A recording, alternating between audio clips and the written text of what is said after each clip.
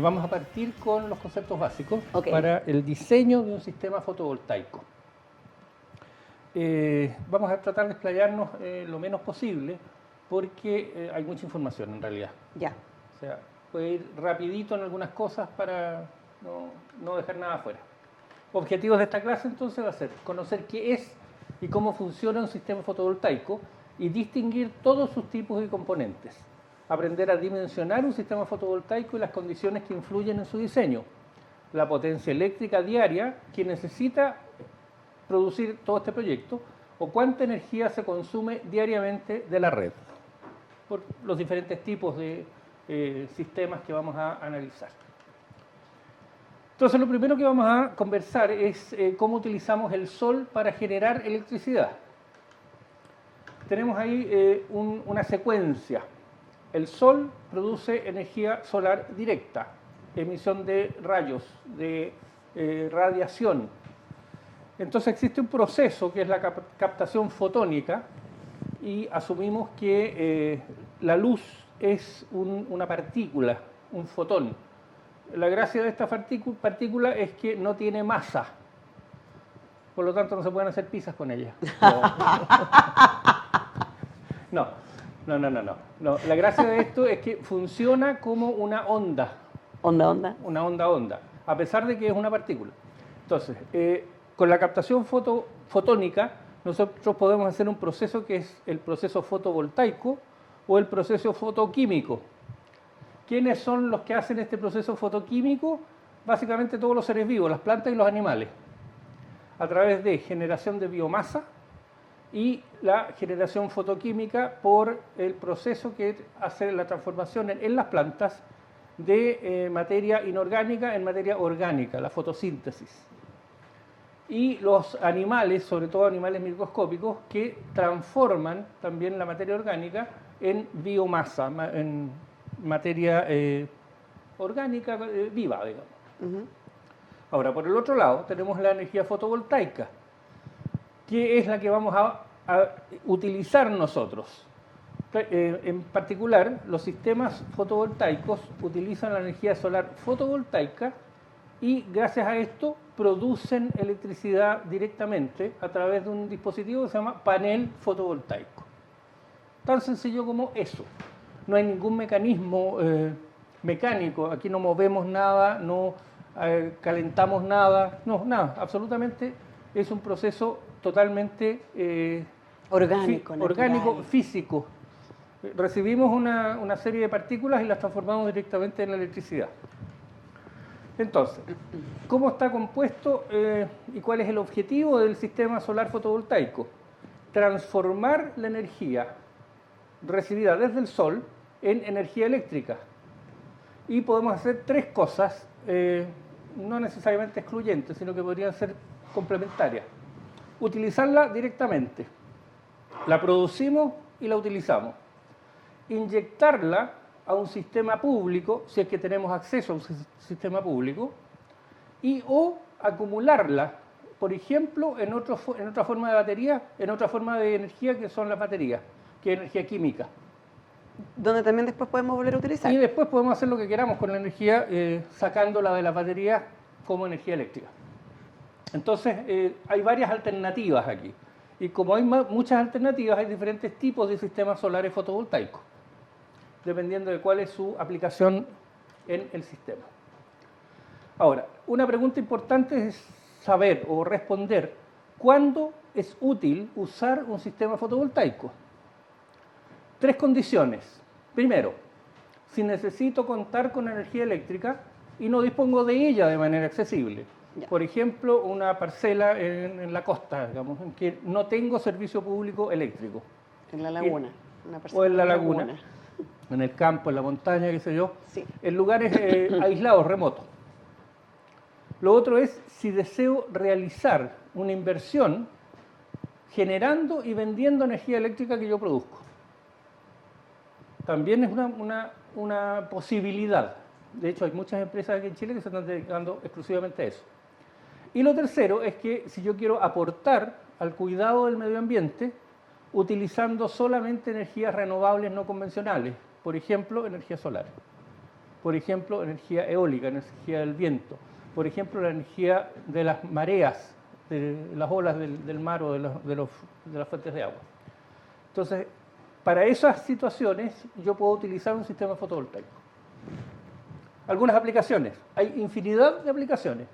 Y de hecho, en el segundo capítulo de esta clase, vamos a ver algunas aplicaciones prácticas.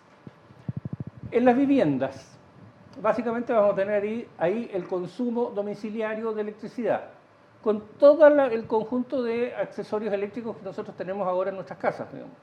Desde hasta hay baños eléctricos. Todo casi hoy día. En instituciones, por ejemplo, de educación, en que además de utilizar la energía que nosotros estamos generando, le enseñamos y le mostramos a nuestros alumnos qué es lo que se puede hacer con esa energía en forma práctica.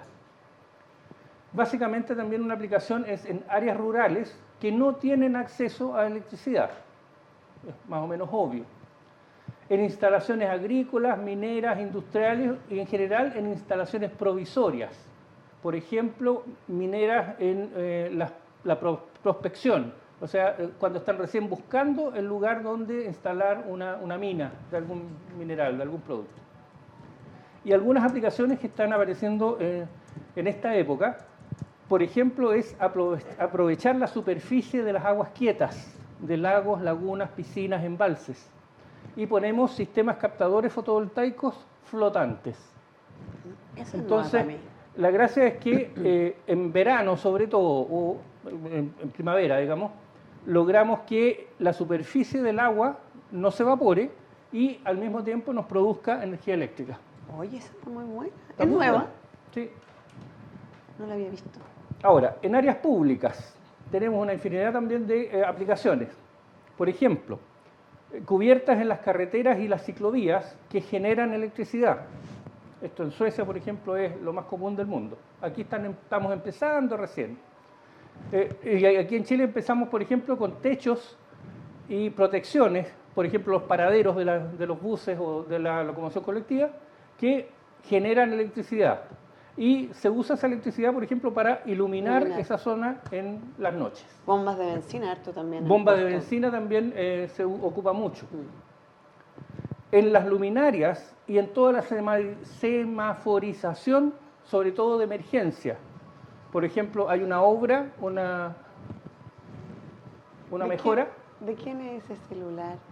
Una mejora Pedirle que lo apague. en una carretera o en algo y nosotros necesitamos hacer un trabajo selectivo de tránsito, instalamos un semáforo provisorio alimentado por energía solar. Los cruces ferroviarios automatizados. O sea, les cuento como anécdota, me tocó la suerte de viajar a Alaska. ¿Verdad? Y en Alaska todos los cruces ferroviarios que pasan por una carretera son totalmente automáticos, son todos solares. Wow. No hay ningún guardavías, digamos, ningún viejito ahí que está avisando que viene el tren o que no viene. Casi tan helado como acá. Exacto. Lo otro que es muy importante, que se está masificando mucho, es en conexión a internet en zonas públicas. Por ejemplo, en plazas, en áreas de recreación. Entonces, instalamos un sistema de señal de internet y alimentamos estos sistemas exclusivamente con energía solar. De manera que no tengamos la necesidad de tener, por ejemplo, alimentación de la red pública. No, y los cables, que son un cacho también. Exactamente. Bueno, hay algunos proyectos agrícolas específicos. Se está usando mucho, por ejemplo, el bombeo de agua con energía solar, para riego y para consumo, sobre todo consumo animal. Ahora, ¿cuál es la desventaja que podría haber aquí? Es que el bombeo de agua es solamente durante las horas del día, cuando hay sol. Pero si tenemos suficiente sol, vamos a lograr acumular suficiente agua también, o acumularla en baterías. Ahora, hay una tendencia muy nueva que consiste en transformar la energía eléctrica generada a través de un motor compresor en aire comprimido y después usar el aire comprimido para mover bombas, motores o lo que fuera necesario.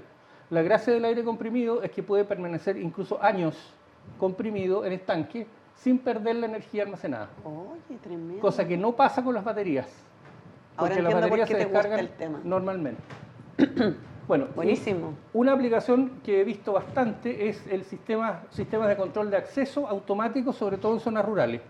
Entonces, yo tengo un portón y necesito que este portón se abra presentando alguna credencial, alguna llave, algún elemento. Y todo esto es electrónico.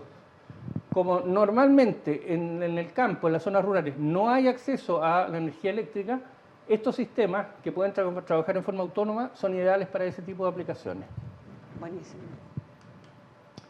Entonces, aquí tenemos en general un gráfico que nos podría identificar cuáles son las aplicaciones más importantes de una energía fotovoltaica. Y si ustedes se fijan, están agrupadas en dos sectores amarillos-naranjas. Las aplicaciones aisladas de la red y las aplicaciones conectadas a la red.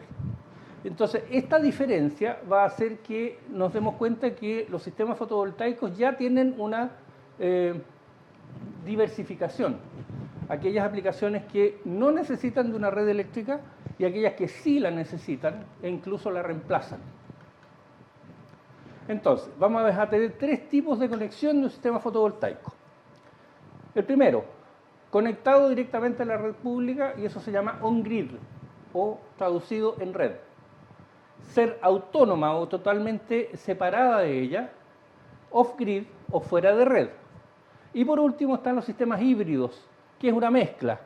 Están conectados, pero pueden trabajar desconectados.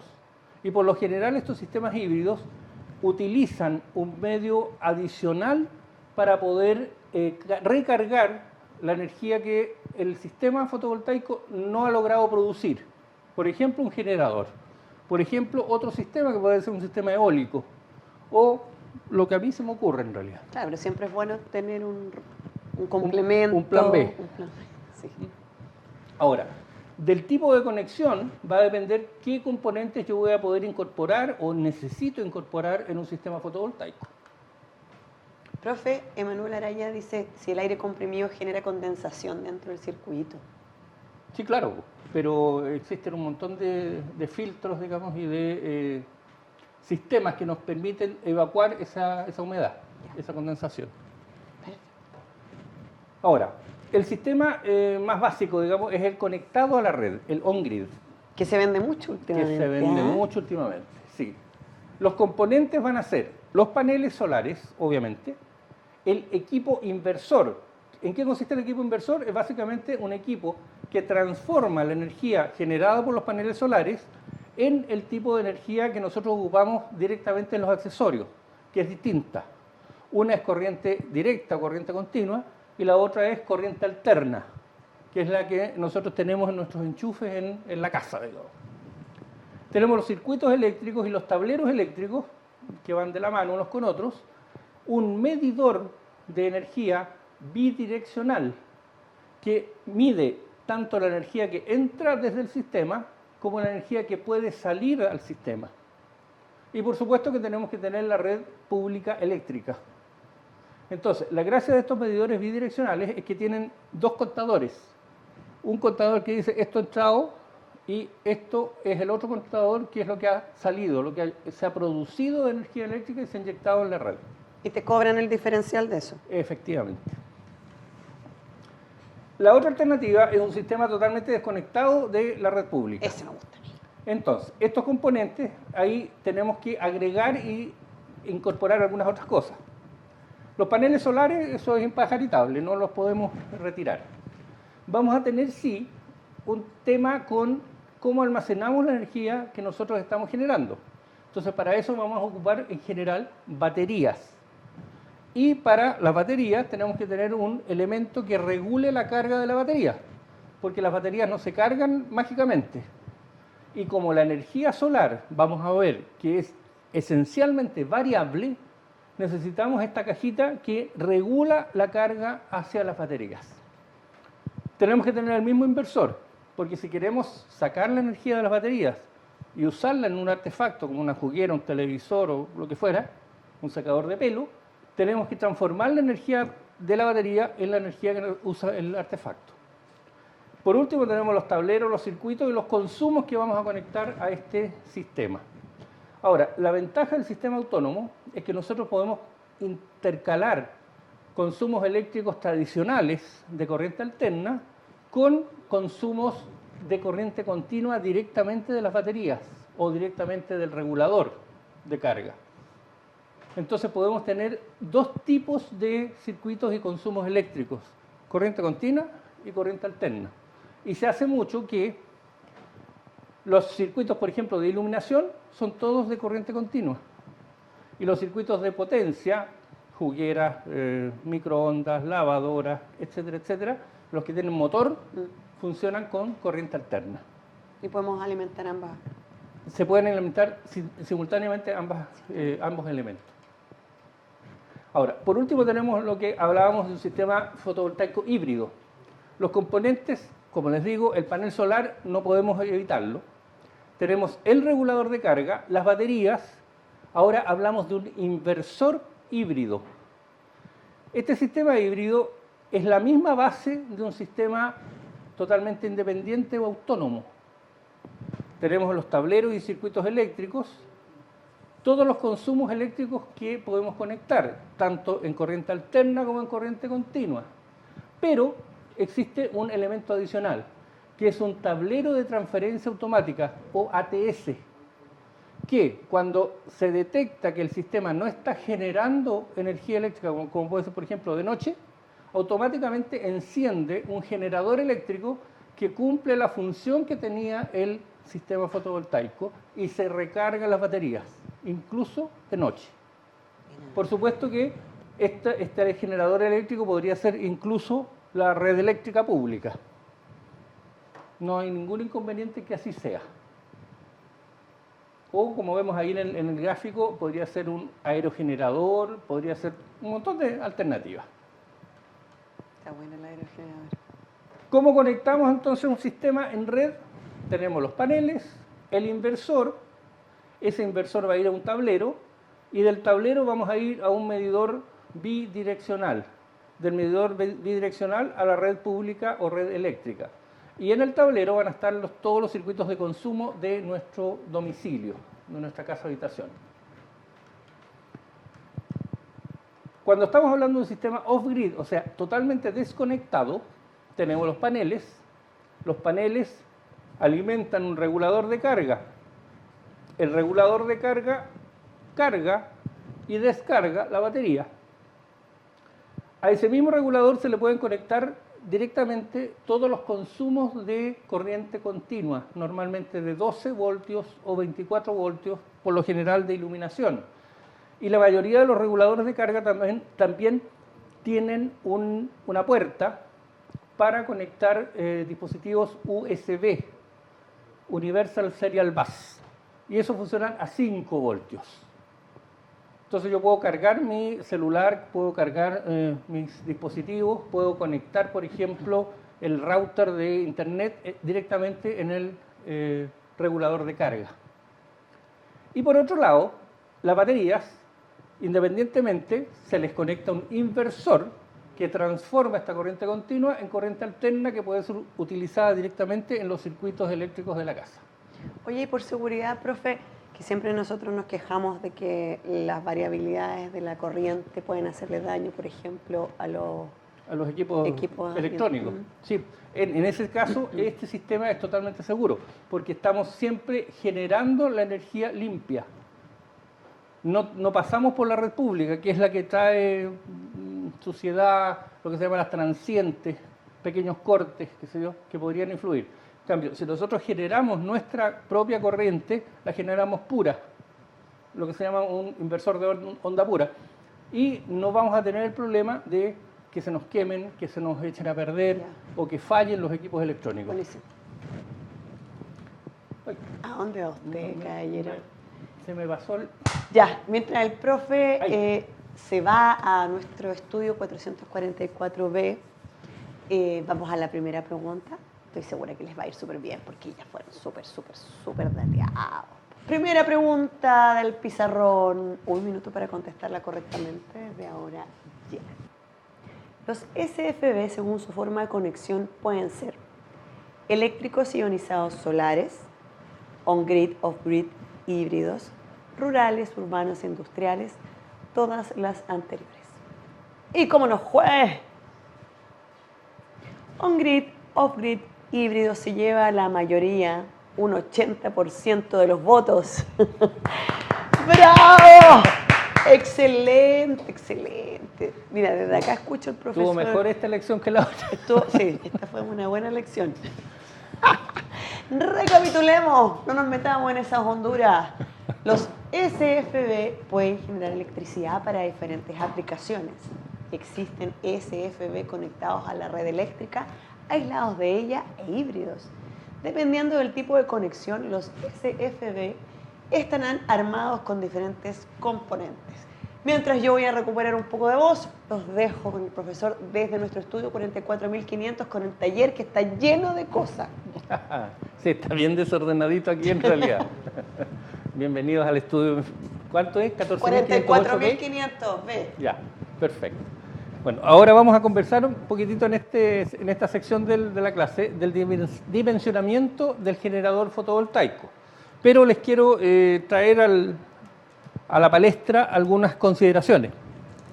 Y para eso voy a utilizar este pequeño globo terráqueo que nos va a clarificar el tema de la energía solar. Ahora, si ustedes se fijan, este globo terráqueo tiene un eje de giro absolutamente inclinado, más o menos en 22,5 grados. O sea, exactamente en 22,5 grados. Y va a dar vuelta a través de este sol que tengo aquí simulado con una linterna alrededor de la órbita y al mismo tiempo va a ir rotando. Entonces, en algún minuto este aparato va a dar la vuelta completa y va a quedar en esa posición con el sol dándole en el otro sentido. Ahora, si ustedes se fijan, la parte de arriba recibe mucho más luz que la parte de abajo. Este efecto, que cuando el sol está apuntando en el sentido contrario, es la parte de abajo la que recibe más luz que la parte de arriba, la que produce las dos estaciones más importantes en el globo, invierno y verano. Entonces, cuando tenemos un punto de la órbita en que hay más radiación solar en la mitad del globo, en esa mitad vamos a tener verano y en la mitad superior vamos a tener invierno.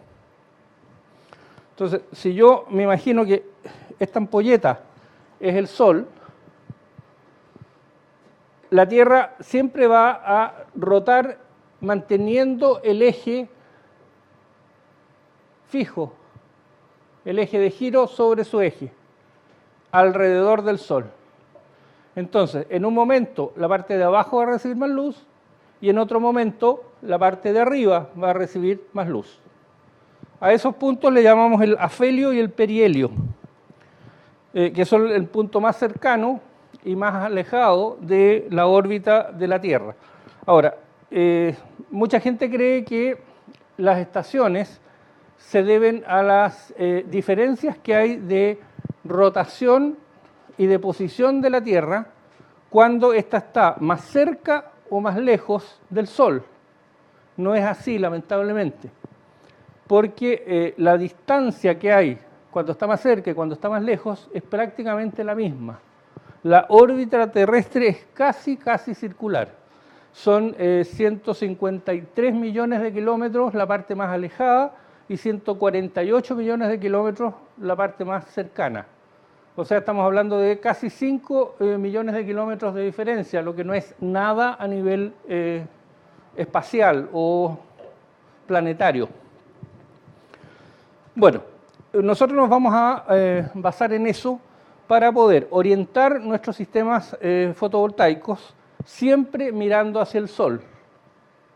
Y eso lo vamos a ver en la segunda clase cuando hablemos de la orientación.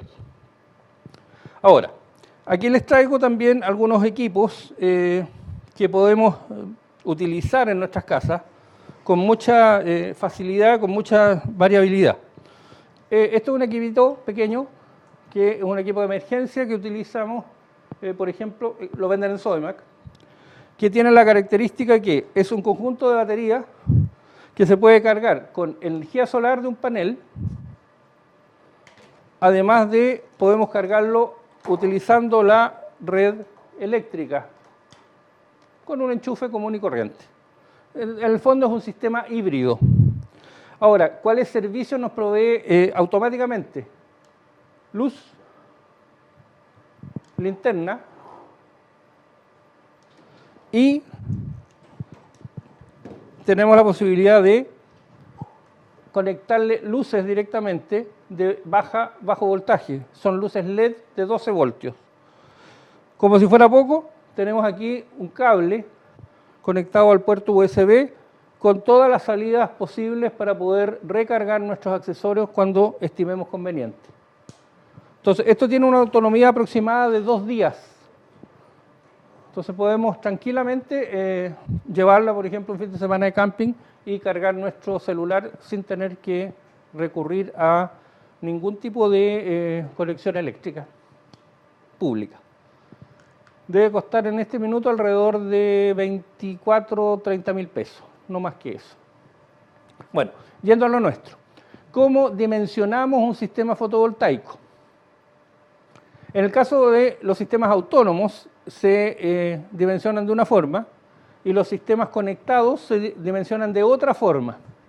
Entonces, en el caso de los sistemas autónomos totalmente desconectados de la red, nosotros tenemos que pensar cuántos son los artefactos que vamos a conectar en nuestro sistema fotovoltaico y calcular la demanda de energía eléctrica diaria, que también se le llama potencia máxima de consumo diario, que requieren todos los artículos de la vivienda o los artefactos que nosotros queremos conectar a nuestro sistema fotovoltaico.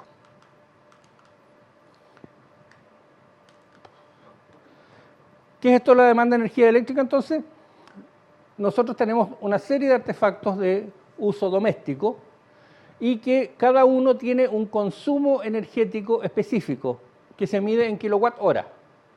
Y algunos tienen una plaquita en su parte posterior, en su parte frontal incluso, que definen la potencia nominal en kilowatt, que es la placa de especificaciones, y que indica cuánto es la potencia que consumen en una hora de conexión, o sea, el consumo energético.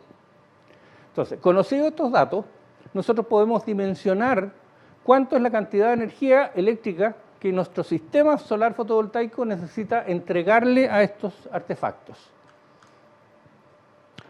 Para eso vamos a definir dos conceptos, el concepto de potencia y el concepto de energía eléctrica. La potencia eléctrica es la capacidad de un sistema de hacer un trabajo. Se mide en watt.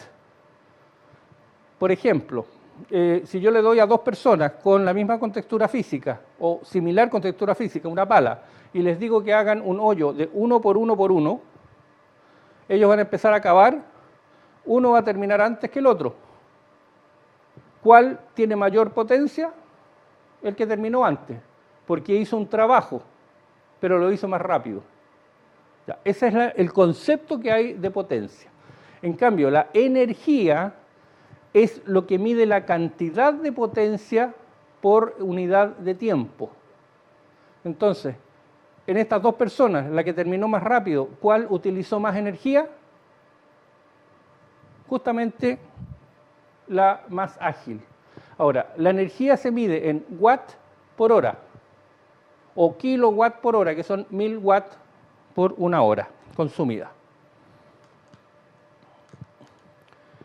La fórmula de la potencia eléctrica, P, se puede calcular en un aparato eléctrico multiplicando el voltaje presente en ese aparato y la intensidad de corriente que consume ese dispositivo.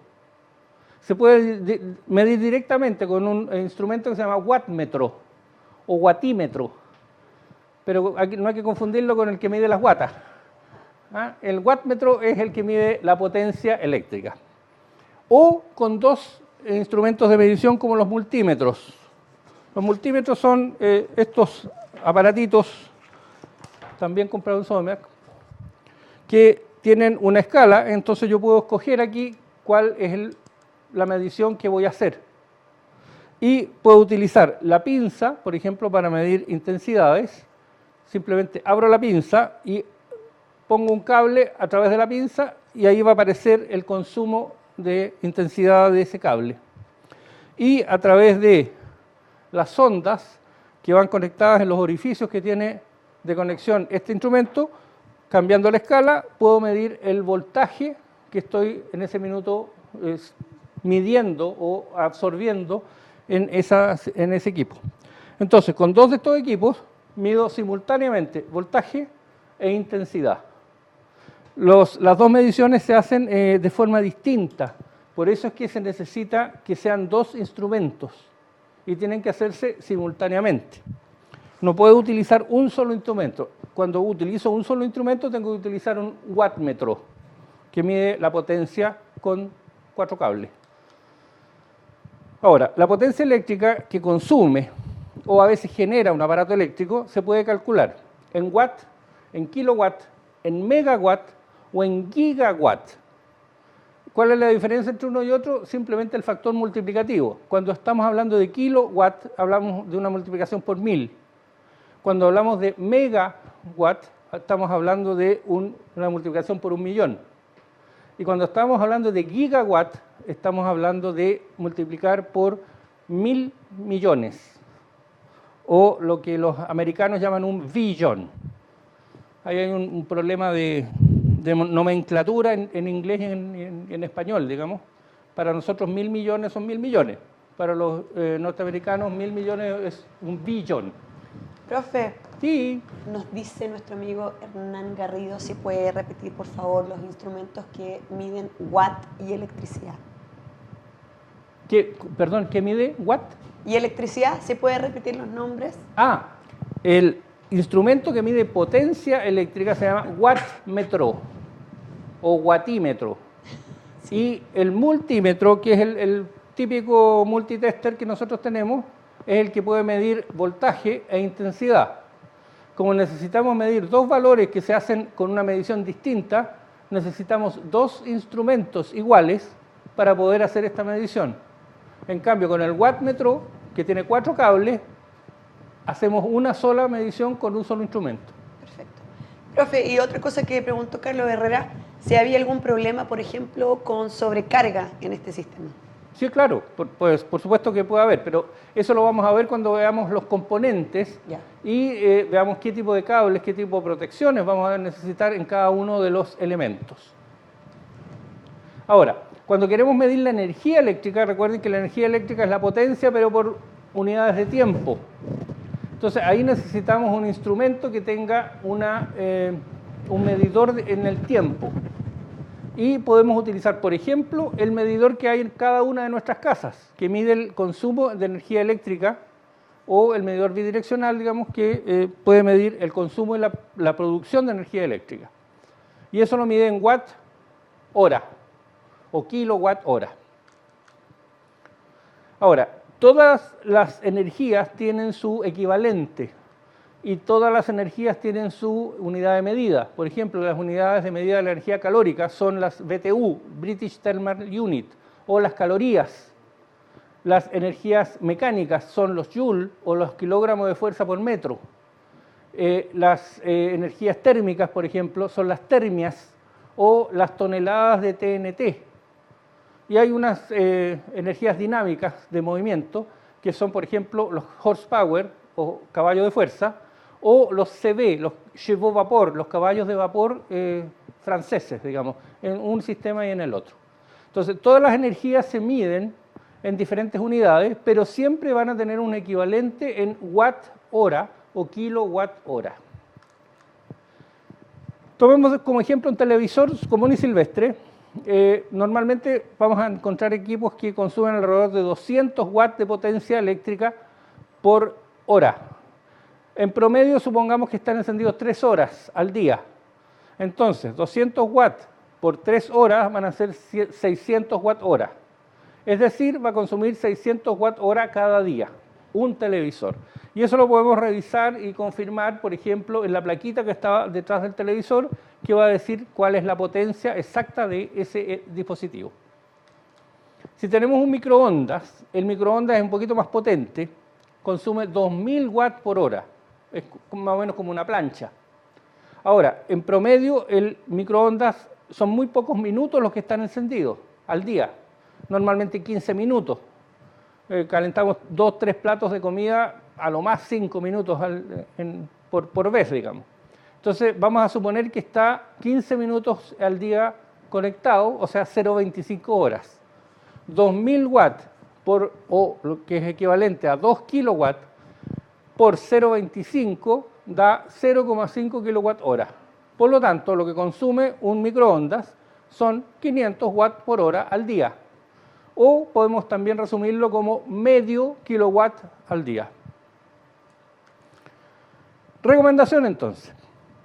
Vamos a tener que hacer un registro, anotar todos los consumos eléctricos diarios que deseamos nosotros incorporar en nuestro sistema solar fotovoltaico. Entonces, los datos, lo más importante es que sean reales. Se puede llevar un registro con un periodo de tiempo extendido, es decir, desde un mes a varios meses. Idealmente, diferenciando los consumos de día y de noche, y los de verano con los de invierno. Y para eso vamos a llenar lo que se llama una tabla de consumos diarios, que es esta tabla. Vamos a tener, por ejemplo, ampolletas, televisor, refrigerador, lavadora. En la segunda columna, la potencia y cuántas horas al día nosotros ocupamos ese dispositivo. Eso es lo básico. Multiplicando los dos valores vamos a tener los kilowatt hora al día del equipo. Si sumamos todos esos kilowatt hora por día, vamos a ver un valor, en este caso 2.2 kilowatt hora al día. Ahora, para hacer el cálculo más exacto de cuánto es la energía demandada por el mismo cliente, cuando estimamos la potencia, nosotros le vamos a agregar un 20% al valor este que hemos registrado, porque podría ser que algún día se nos ocurre conectar una plancha o se nos ocurre usar el microondas más de no sé cuánto rato y necesitamos un margen de error. Entonces vamos a sumarle un 20%. Entonces 2.2 kilowatt hora por 1.2, que es el 20%, 2,64 kilowatt hora. Con ese valor vamos a tener nuestra base para poder dimensionar el generador solar fotovoltaico o los paneles. Ahora, tenemos que considerar algunas cosas. Para calcular la energía que demanda el cliente, o sea que yo como cliente estoy necesitando, estimando la potencia, debo hacer dos consideraciones. Primero, si yo estoy en un sistema desconectado de la red, la energía que extraigo viene de las baterías, no viene de la red. Y segundo, cuando yo genero la energía eléctrica que utilizan mis artefactos, lo hago con un equipo inversor que transforma la corriente continua de las baterías en corriente alterna. Entonces, ambos elementos, tanto las baterías como los inversores, tienen una eficiencia que se mide en relación a lo que pueden generar en volt-ampere por hora. Ahora, lo que yo demando se mide en kilowatt hora. ¿Cómo compatibilizo el volt-ampere con kilowatt hora? Bueno, son la misma unidad. Simplemente que unos consideran esta eficiencia y otros no la consideran exactamente al dato, digamos. Entonces, ¿cómo calculo una eficiencia? La eficiencia es simplemente la salida partido por la entrada, en este caso es la energía, y eso me va a dar un coeficiente entre 0 y 1. Si entra tanta energía como la que sale, el coeficiente va a ser 1. Si sale menos energía que la que entra, el coeficiente va a ser menor que 1. Entonces, allí tenemos algunos gráficos de algunos dispositivos, por ejemplo, de baterías, de diferentes tipos de baterías, y al lado tenemos los gráficos de eficiencia de algunos inversores, diferentes tipos de inversores. Entonces, podemos calcular cuánto es la eficiencia de nuestro equipo y así optimizar lo que vamos a necesitar producir considerando estas pequeñas dispersiones de energía. Entonces nosotros nuestro consumo diario promedio lo vamos a calcular con nuestros consumos diarios, pero dividiéndolos por las eficiencias de cada uno de los equipos que nosotros tenemos presentes. Entonces nos va a dar 2,64, que fue el valor que nosotros vimos, dividido por 0,95, 0,75, que son aproximadamente los coeficientes. Eso nos da un valor de 3,7 kilovolt ampere al día, que es equivalente a 3,7 kilowatt hora al día. Ese va a ser nuestro dato teórico, lo que vamos a necesitar realmente para generar. Entonces, cuando tengo los sistemas desconectados de la red, yo simplemente hago una tabla de consumos y la multiplico y la divido por las eficiencias, por los porcentajes de falta o exceso de datos. En el caso de los sistemas que están conectados a la red, necesitamos determinar otro valor, que es la potencia máxima de consumo que tengo yo como cliente de la red. Entonces, para eso nos vamos a la compañía eléctrica y revisamos las cuentas de consumo eléctrico de al menos 12 meses hacia atrás. Y para el caso de un cliente de una red eléctrica pública, nos vamos a quedar con el mes de mayor consumo histórico. En este ejemplo, 192 kWh al mes obtenido en agosto, que es un mes de 31 días. Ese valor entonces, 192, lo vamos a dividir por 31, nos va a dar un valor más pequeño, 6,19 kWh por cada día del mes. Entonces, en esta nueva situación, cuando el sistema está conectado a la red, este va a ser nuestro parámetro para dimensionar nuestro generador fotovoltaico. Nosotros tenemos que poder entregar esa energía al sistema.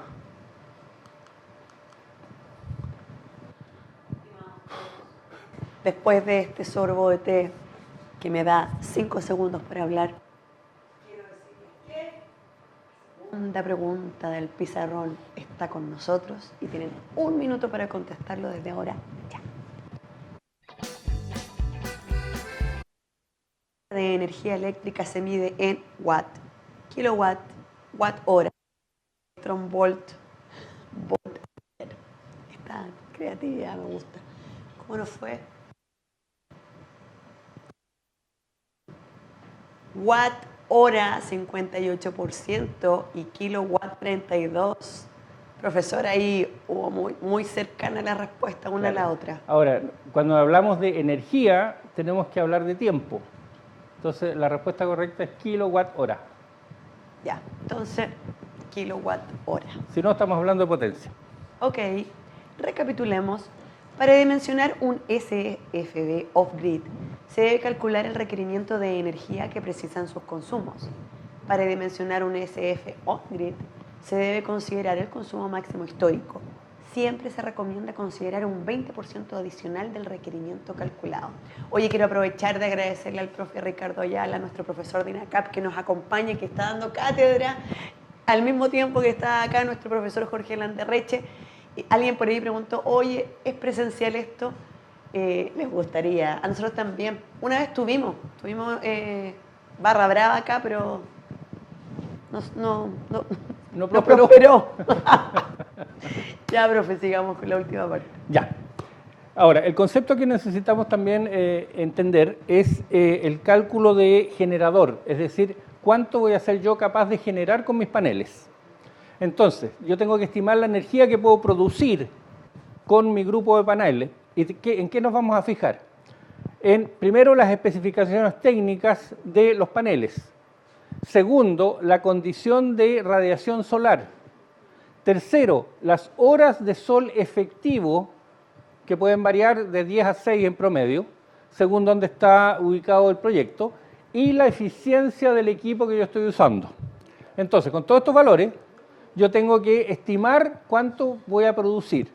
Entonces, para eso existe un concepto que es la hora solar pico, o HSP, que consiste en cuántas horas al día, en promedio, yo logro tener una radiación constante de 1000 watts por metro cuadrado. Estas horas no necesariamente son las horas de sol máximo, puede ser un poquito más. Lo importante es que si yo grafico las horas de sol, tengo que hacer un rectángulo que tenga la misma área que la curva que hay, el área que hay bajo la curva de horas reales. Ahora, yo en el día y en los meses voy a tener una producción, una cantidad de horas solar pico muy variable. Normalmente en junio, julio van a ser las más bajas. Esas son las horas que yo tengo que considerar, que es el peor caso en la época del año en que voy a poder generar energía. No me voy a preocupar de los meses de enero y diciembre, porque esos días obviamente van a sobrar en energía. Entonces, tengo que ver durante el día en qué horario tengo bajo la curva una generación suficiente sobre los 1000 watts de energía solar por metro cuadrado. Entonces, ahí vemos, por ejemplo, que apenas hay 2 horas entre las 12 y las 13 horas que sobrepasan los 1000 watts por metro cuadrado. Pero nosotros necesitamos hacer un rectángulo que nos permita equilibrar las áreas bajo la curva. Entonces, no van a ser 2 horas, sino que debe ser un poquito más, 3 o 4. Entonces, en nuestro ejemplo vamos a utilizar un horario solar pico de 4 horas diarias, considerando las peores condiciones que corresponden al mes de junio, aproximadamente entre las 11 y las 14 horas. Ahora, repito, este valor puede alcanzar en los meses de verano hasta 12 horas, pero no es el valor que nosotros vamos a utilizar como elemento de diseño. Si queremos saber exactamente cuánto es la energía disponible del Sol, tenemos una herramienta utilísima, que es el simulador solar del Ministerio de Energía. Ahí está la dirección de la página, tenemos la página de bienvenida que se nos muestra, y ahí podemos obtener, en el primer icono de la izquierda, exploramos, identificamos el punto geográfico donde va a estar ubicado nuestro equipo solar. Y en el segundo, el que está inmediatamente al lado, podemos identificar cuáles son las características de nuestro sistema fotovoltaico en ese punto, con las condiciones del sol, etc. Entonces, cuando nosotros queremos estudiar esto y analizarlo, tenemos que ver las células o los paneles que estamos usando y cuáles son las características que tienen. Entonces, vamos a escoger el dato que dice cuándo es la máxima potencia disponible del equipo. ¿Cuántos watts o cuántos kilowatts puede generar esto en condiciones ideales? Entonces, los más comunes vamos a encontrar entre 250 y 600 watts de potencia. Ahora, la potencia real que puede entregar un panel solar va a variar y puede disminuir entre un 25 y un 75% de acuerdo a los factores de la radiación solar. Por ejemplo, la temperatura, la inclinación del panel, la orientación del panel, las sombras que lleguen sobre el panel y la suciedad, entre otros. Entonces, un cálculo aproximado se puede utilizar perfectamente en 575 watts de potencia por hora. Entonces, yendo a las matemáticas, la potencia del panel unitario multiplicado por las horas solar pico son 575 watts por 4, dijimos, nos da 2.300 watt hora al día, es decir, 2,3 kilowatt hora al día. Esa es la energía que vamos a generar con nuestro panel, por cada panel, en el peor momento del año.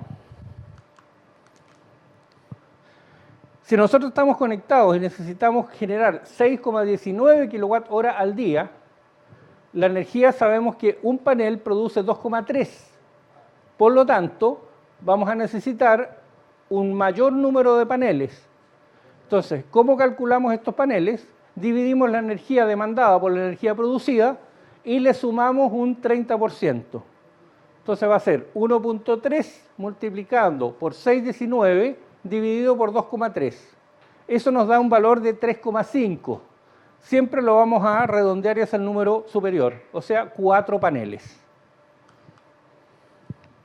Ya, llegamos al último, recapitulemos de este segmento, que dice así. Para estimar la producción eléctrica de los paneles solares, debemos conocer la disponibilidad de energía solar del proyecto. Para encontrar la información, usamos el simulador solar del Ministerio de Energía. Siempre se recomienda considerar un 30% adicional del requerimiento calculado para el número de paneles.